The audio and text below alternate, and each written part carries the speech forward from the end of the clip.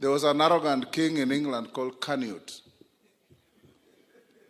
who became so obsessed with power that he went and sat by the seaside and ordered the tide not to rise. The tide rose and swept him off.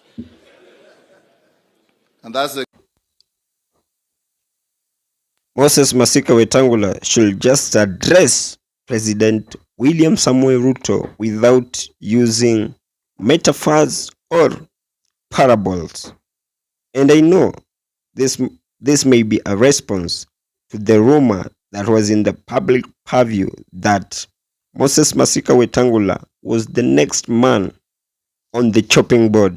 Remember, you and I are alive to the cognizant fact that he was going to be the next man to be ousted from the Speaker of the National Assembly simply because ODM had signed a pact between them and President William Samuel Ruto so that his position can be granted to Senior Counsel Otiende Amolo. So he should just face President William Samuel Ruto and instead stop using metaphors to address the president. 3 years ago, the former senator and current governor of Siaya, James Orengo, did state on the floor of the Senate that at times governments shall always eat their own people. And actually, that prophecy has already begun materializing simply because it is the same Kenya Kwanza government that the former DP, Rigathi Gachagua, pumped resources and pumped finances to fight for it so that they could win the election. But guess what? The same government, the same Kenya Kwanza government ate the former DP, Rigathi Gachagua, alive. And it is now the same government that is about to swallow Moses Masika Wetangula alive. And if I can just contextualize on his parable, when he says the tide swept the king, is it trying to acknowledge the Gen Z movement, of which it was almost passing away with President William Samuel Ruto? For the Gen Z movement came as a tide from nowhere that almost swept Ruto's administration out.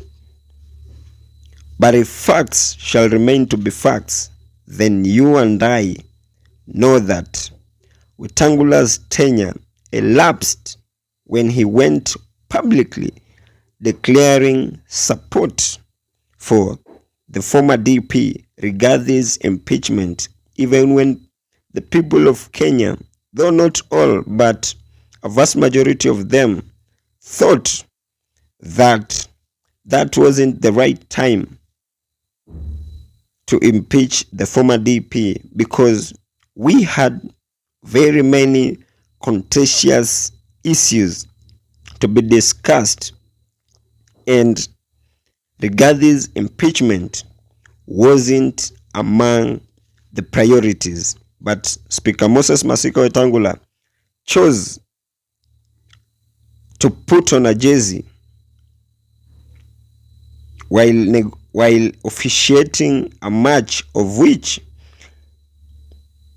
he being the referee had already chosen side. But of course, Wetangula danced to the tune of his master.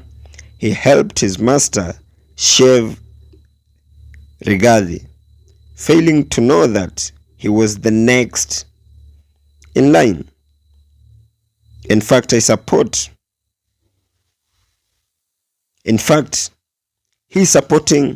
Rigathi's impeachment was In fact, he supporting Rigathi's impeachment made him look like the worst speaker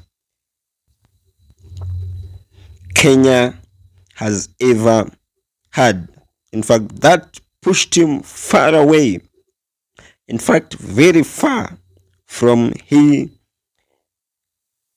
having or looking or being in the same caliber with people like the former speaker, Kenneth Marende.